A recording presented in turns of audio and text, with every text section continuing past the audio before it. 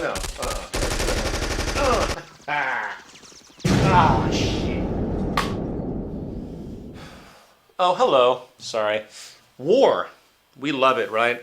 Blowing stuff up, watching people suffer and die. It's exciting. I mean, violence, domination, retribution, and other attributes of this competitive, warring fascination clearly dominates our media, with films, television, and other expressions constantly glorifying and reinforcing this gesture of conflict. In fact, it has been found that by the time an average kid reaches the age of 14 in the West, he or she has visually witnessed over 8,000 depicted acts of murder. So given all of this, it might make you wonder, does art imitate life, or does life imitate art? Likewise, isn't it interesting how most of us in America sleep quite well at night, while our military forces routinely invade, slaughter, and steal from other nations at will? As of course, all global empires have done historically. With this time a global civilian death toll well over 1 million in the past decade alone, many of them women and children. And yet the same American culture shudders in horror and confusion when some dude stumbles into an American schoolyard and randomly wipes out a couple dozen or so kids. I ask you, by what measure do we differentiate importance when it comes to the death of different groups of people? What makes us so special? While history is certainly full of xenophobic, racist, religious, and nationalist conceits, which have served as convenient justifications for external dehumanization, subjugation, and imperial power abuse, a rather unnoticed yet profound scientific truth has also emerged. Today, every person on Earth can trace his or her lineage back to a single, common female ancestor who lived about 200,000 years ago or so. Mitochondrial Eve, she is now called, proving indeed that we are truly one family. Likewise, the planet Earth, the habitat this family shares. It knows no division. It is a unified, synergistic system at every turn, fully connected.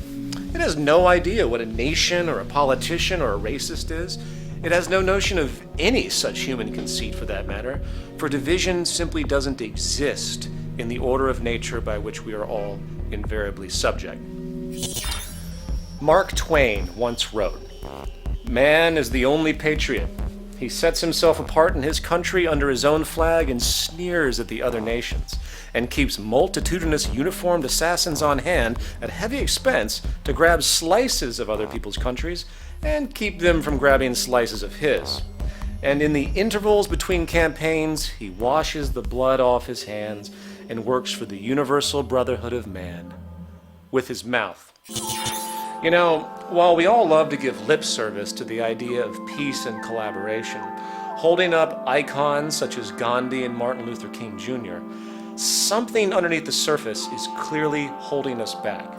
Yes, we know for a fact that if we took the total war budgets of all the nations on Earth, tens of trillions of dollars over the past quarter century alone, and applied that energy-producing capital towards creating an advanced, intelligent, efficient system of Earth human management, not only would poverty and most deprivation be removed from our lives on the global scale, our progressive capacity to create, build, and improve, rather than pillage, seek, and destroy, could catapult the human family into an age of prosperity never before seen. Just imagine if we took, say, America's Pentagon or Britain's Northwood, along with all the world's advanced military centers, kicked all the army freaks out. Okay, I'm sorry, I didn't mean to be harsh. I guess we have to do something with them. Maybe we can just take them all and place them in the Grand Canyon and just let them beat the piss out of each other, and hopefully they'll get it out of their systems and move on. I don't know, we'll figure that out later.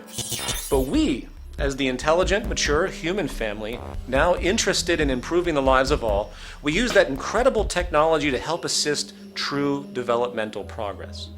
Imagine if the Manhattan Project, which harnessed about 130,000 people, mostly scientists and technicians, was dedicated not to building a bomb that could destroy on a scale never before seen, but rather utilizing that collaborative drive to solve true global problems.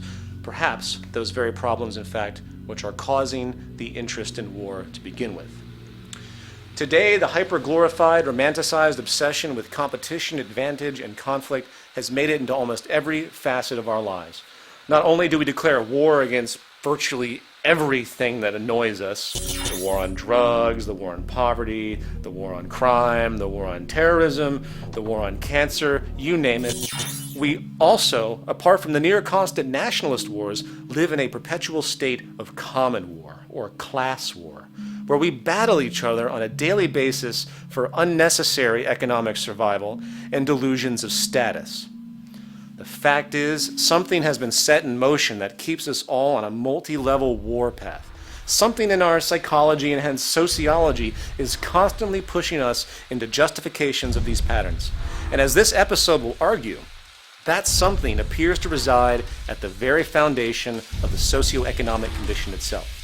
A foundation which has given rise to an ever-expanding, destructive neuroses, a neuroses clearly characteristic of a culture in decline.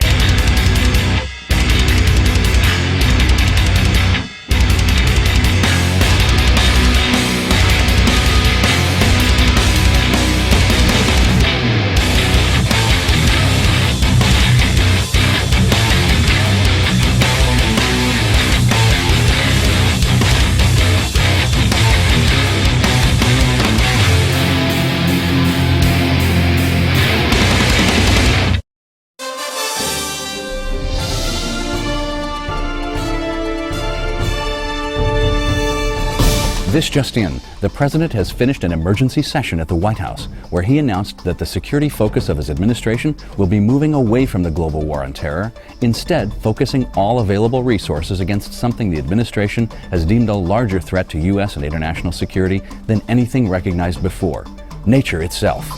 That's right, Dutch. The newly declared war against nature will be usurping funds from the Department of Homeland Security, effectively replacing it with a new department. The Department of... I think I'm reading this right. Fuck the Earth and the science it rode in on. That's correct, Summer. The administration has already appointed a head to this new department, the CEO of Monsanto Corporation, Satan himself. When questioned regarding concerns about a possible conflict of interest of the new appointee, the Obama administration responded, "Monsanto's reputation of challenging the vast power of this intolerant, bullying force that goes by the terrorist name Natural Science holds great potential for our victory. We feel if anyone can take down these insurgent laws which restrict our God-given freedom, it is the professional experience of our true Lord and Master, the Prince of Darkness." We've just been informed that a press conference is now underway with the Pentagon spokesperson answering questions. We now go live to the White House. As the president said earlier, the greatest barrier to U.S. interests has been a constant state of offensive interference by this rogue network. Nature has been forcing its will against our freedom for long enough. Our economy, our values, the American way of life, it's not negotiable. Either nature concedes to our interests and stops terrorizing us with its hatred of our liberty, or we will be forced to destroy it. Next question. Hi, Joe from LA Times. Don't you feel it could be a bad idea to move against a force which has historically never been overcome or even phased by human action? Also, I understand nature has given a set of demands which, if met, would cease many of its counterattacks. Has the administration considered just meeting these demands? Listen, Joe, we don't negotiate with terrorists. And yeah, I've seen nature's demands, full of queer communist propaganda such as balance and sustainability. It even demands that we shut down our infinite growth consumption economy to make way for something where we are to be slaves to some oppressive natural regeneration respect. Listen, I didn't spend 35 years defending this country to have some metaphysical terrorist group with science on its side ruin what has made this nation great. No further questions. When we think of war, we usually think about gun-wielding soldiers, tanks, flamethrowers, fancy medal honors, and other theatrics. Yet, when we step outside the theater, digging deeper in our examination of the world around us, we find that war is actually a state of mind, a reaction, driven by some type of competitive condition. And if we had to classify the different levels of large-scale competition, we might end up with two broad categories: imperial war and class war. Imperial war, otherwise known as national war, is when an aggressor nation decides to invade some other nation, justified by some form of perceived threat. Back in the day, this threat often appeared as purely ideological, with religious groups battling it out to make sure they were in good with God. While in the mildly more literate scientific world today, the threat is more often than not pitched as direct to each of us. You know, such as, say, a rogue nation getting a nuclear weapon to blow up your grandmother's bingo tournament. Or perhaps a crazed, state-funded hijacker crashing a plane into your favorite taco stand. Bastards. Regardless, in virtually every historical case, the justification for war put forward for public digestion has, always, been far from the truth. You see, there is indeed always a true threat, but that threat has little to do with the vast majority of the population. Instead, it is a threat that bothers only the highest echelons of the social hierarchy, an elitist upper-class self-preservation based around a loss of broad power and control. I mean, when was the last time the citizenry actually cried out for war? It doesn't happen, only the politicians go for it. And since the establishment would be hard-pressed to explain to their citizens that they are going to invade some nation for its natural resources, maintain currency domination, enable freedom for transnational corporations, along with other generally economic concerns to secure the interests of the upper 1%, various superficial psychological ploys are used instead. The most common today is the moral crusade. We must not tolerate this regime using military force against its own people, coupled with some basic yet irrational threat of attack.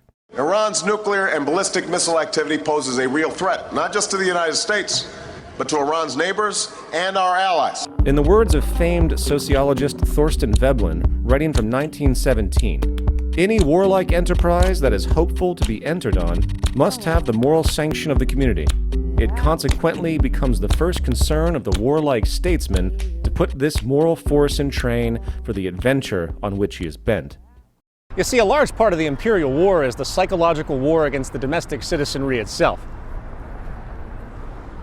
The U.S. government spends billions of dollars every year on public relations and recruitment alone, producing signs like this one. For our nation, for us all. Was it me, or does that sound like Orwellian doublespeak? If it's for our nation, then it clearly isn't for us all, as the human species is the closest thing we have to all. And if it's actually referring to all of us in the nation, well, that would be hideously redundant, right? I think what they mean to say in this warm, loving community slogan is, for our nation, screw the rest.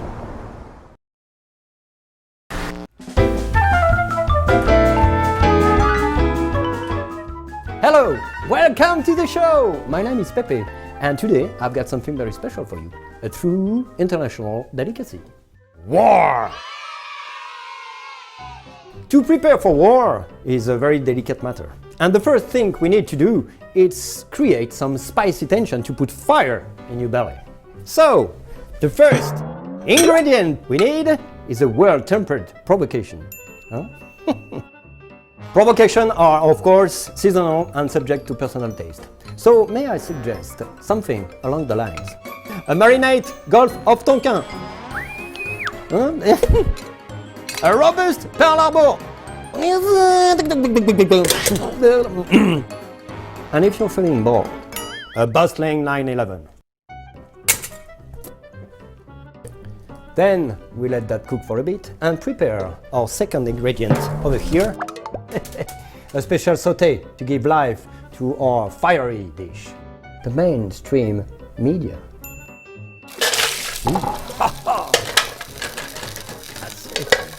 Whoa!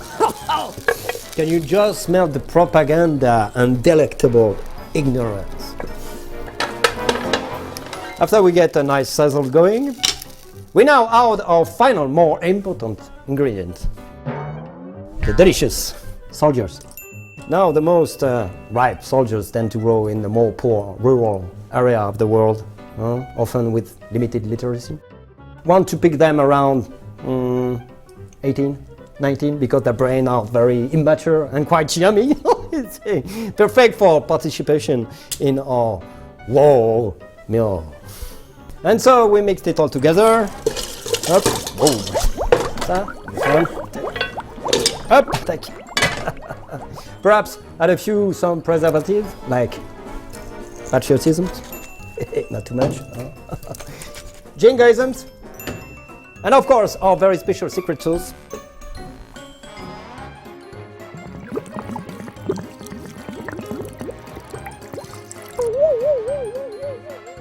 Okay, and we are ready. The moment you have all been waiting for. Voila! I present to you the greatest international delicacy of all time. War. Bon appétit. You know, perhaps one of the most amusing aspects of national war is the circus-like pageantry and ceremonialism. Cute costumes, little hats, shiny pieces of metal, various parades and official posturing, and all adornments and theatrics that give this air of honor and authority. Of course, this is not to dismiss the true sacrifice of those who have given their lives in war, as there are always two sides. This true honor comes from a position of working to help others, not exploit them. And just as we hold the bravery of a firefighter who enters a burning building to save a child in high regard, the intention to help society through military service is, indeed, a noble gesture. Even though, sadly enough, 99% of those who enter the military with such noble intentions are more often than not being exploited for the criminal purposes of the corporate state. Still, you have to be impressed by this skill to give credence to an idea merely because of the nature of its presentation. In fact, whether it's academia, the news media, government itself, the military, or anything else in society, our culture tends to believe and respect people merely because of their presentation, confidence, and rhetoric, not the actual meaning or reasoning of the communication itself.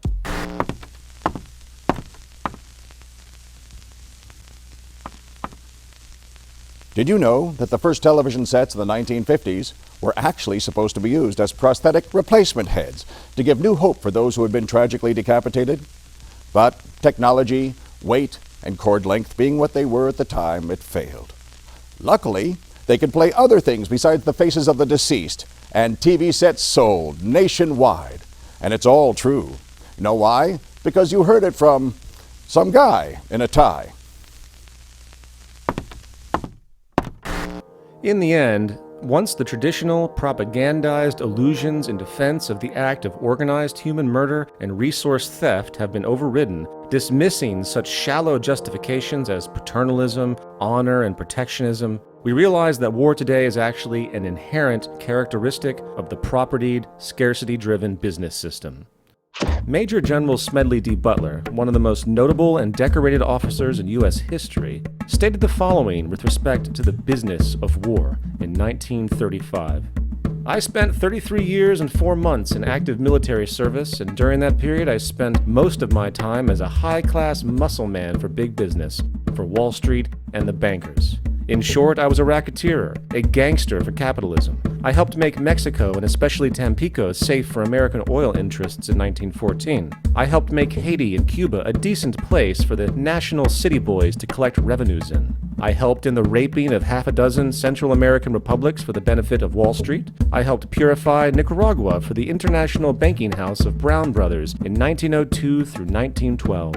I brought light to the Dominican Republic for the American sugar interests in 1916. I helped make Honduras right for the American fruit companies in 1903. In China in 1927, I helped see to it that Standard Oil went on its way unmolested. Looking back on it, I might have given Al Capone a few hints. The best he could do was to operate his racket in 3 districts. I operated on 3 continents. So given all of this, it's unique how the general public tends to separate the day-to-day competitive business acumen from the severe form of competitive violent warfare, when there's very good evidence to show that they are deeply intermeshed.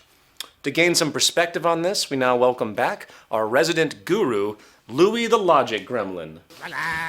Before we get into the questions, I do have a letter here that I'd like to read to you and get your opinion on.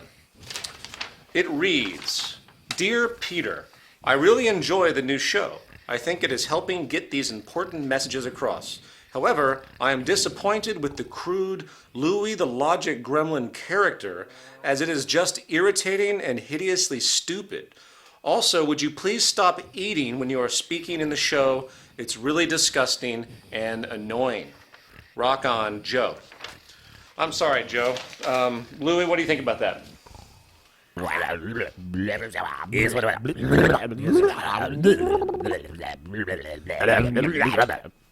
Totes. Sorry, Joe. Shit stays. All right. So what's the skinny on war, man? Aren't we just crazy animals that have to be in endless conflict with each other due to our biology or something?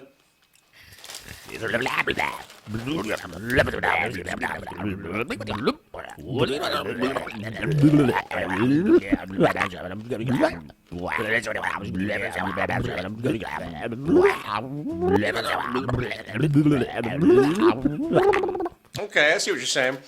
So you're saying that war is actually a system consequence.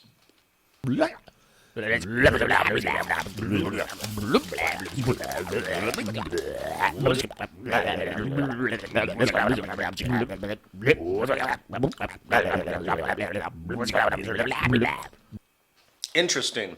So how do we resolve this war tendency then?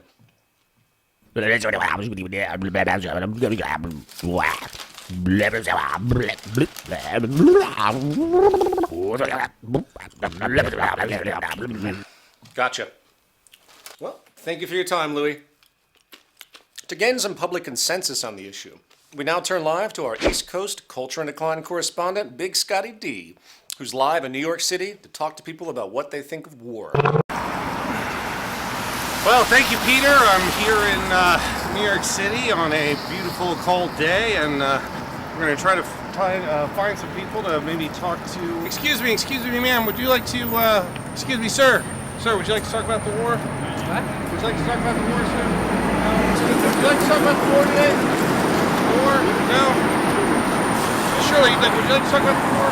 God bless. No, the war, please. The war. No. You won't like to talk about the war. I'm just sick of this, Peter. You're sending me on these assignments. It's freaking freezing out here. You know, it's like I'd rather be in a bar getting drunk, and then maybe I can do this. All right? I think there's a bar up here. Let me just grab my shit. You know, I'm just sick of this stuff. That's it. I am done, man. I am done. Get some other monkey, okay? There's trash, there's shit all over the place. But what does Peter want to know about? He wants to know about the war. Well, I'm sick of it, man. I gotta calm down. I just need a drink. Any of you Occupy Wall Street types? Oh, it's not about money, except when you can't eat. And it's not about foreclosures, except when you got nowhere to sleep. It's not about elections, except when they can be bought. And it's not about the wars, except when they're fought. It's not about the environment, except when we're running out of time. And it's not about my choices, except when they're not mine. It's not the lack of justice, except when you can't fight back. And it's not about the police, unless you're black. Fuck this shit. Fuck this shit. Come on, you wanna say it? Fuck this shit. Everybody, fuck this shit. Don't worry, none of these people are gonna be at work tomorrow. Fuck this shit. We're so totally ruled by the 1%, which is basically all the corporations wanting to sell us shit and influence us and influence our culture so that we can't even think for ourselves, and we're our sense of self is altered, and even like our sense of health. Like, I don't even fucking smoke. I don't know where this come from. Jesus. Peter Joseph has asked us to stand out here in the freezing cold and talk about the difference of classes here. But, you know, who's sitting in, like, his LA loft, like, relaxing with, like, his big, you know, flat screen TV?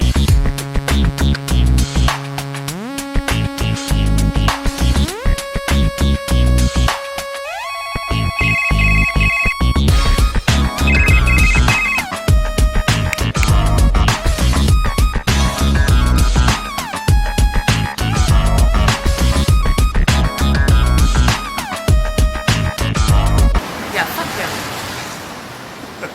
Fuck Peter Joseph. The only thing that we don't have is like a war on something is war on war. And I think that's because like us peace activists, we don't want to fight. So we're going to end up losing due to irony. Final thoughts. How do we think about resolution to something as detrimental as national war when, on the micro level, we in society actually praise, reward, and reinforce the same basic underlying competitive drive? Generally, when faced with such a question, people tend to play the morality card, as though a matter of degree is what's relevant, not the philosophical basis itself. And usually this vague distinction is gestured to the effect that competition is good, but we should never go too far and be violent in any way. So then, of course, the question becomes, what constitutes violence? What if, instead of physically attacking you directly, I put you into a subtle yet deeply toxic condition where your life was shortened by decades via heart disease, cancer, mental illness, and other such consequences? Would that be considered violent?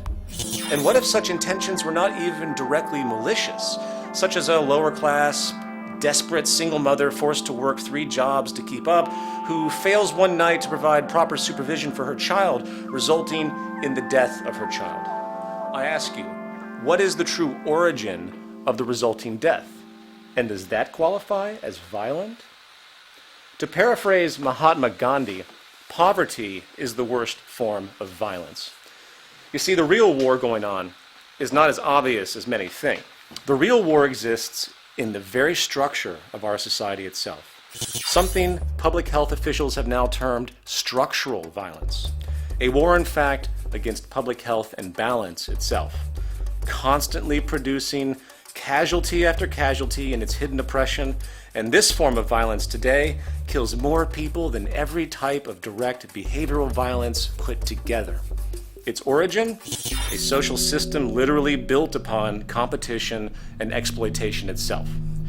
So, for all you noble activists out there, for all of you who pile into protest zones each time a new national war emerges and yell at the top of your lungs, keep in mind that you are only targeting a symptom of a larger sociological problem, and until the activist community realizes this, I'm sorry to say, your protests have no long-term consequence, as they do not address the root problem.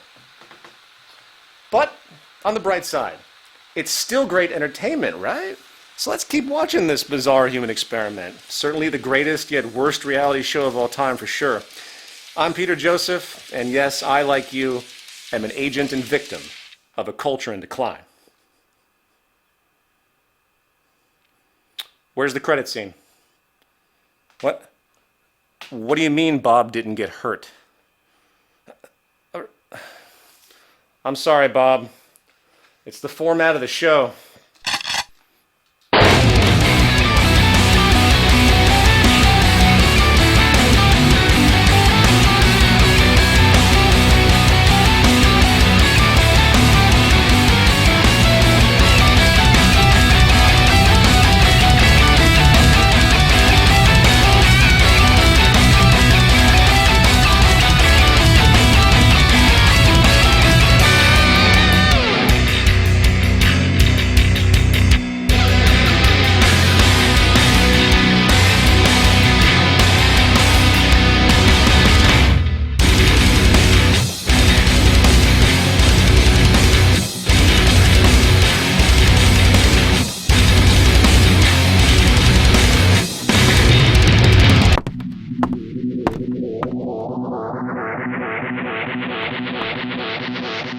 What if what I'm about to tell you makes you question what is what? What if I propose a what-if scenario? What if I were to take up precious time in your busy life, just spinning you in a soul-dulling spiral with meaningless double talk? But at the same time, what if I kept you distracted with flashy graphics? Would you notice? Or for that matter, would you care? Nah, you're too busy listening to some guy in a tie and sleep.